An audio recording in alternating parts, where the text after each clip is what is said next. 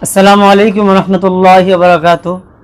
প্রিয় মাধবপুর উপজেলাবাসী, আন্তরিক মোবারকবাদ ও শুভেচ্ছা। আমি মোহাম্মদ মুফতি সুলাইমান গাজী।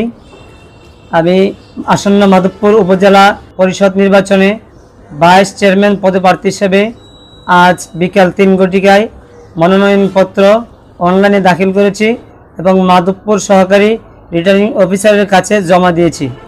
প্রিয় মাধবপুর উপজেলাবাসী, আমি আপনাদের দোয়া এবং ভালোবাসা আন্তরিকতা নিয়ে সামনের দিকে এগিয়ে যাচ্ছি।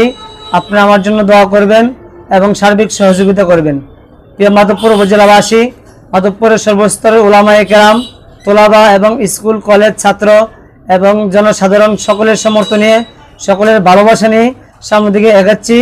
আমার যেন মনোনয়নপত্র যাচাই বাছাই সঠিকভাবে বৈধভাবে হয়, সেই জন্য আমি মাধবপুর উপজেলাবাসীর কাছে দোয়া চাচ্ছি এবং সার্বিক সহযোগিতা কামনা করছি। এবং আমার সেই কাজে যিনারা এবং যেভাবে যেই দিক থেকে সহযোগিতা করেছেন সকলের জন্য আমি কামিয়াবির দোয়া করি। আল্লাহ তাআলা তাদেরকে সঠিক জাযা দান করেন, আমিন।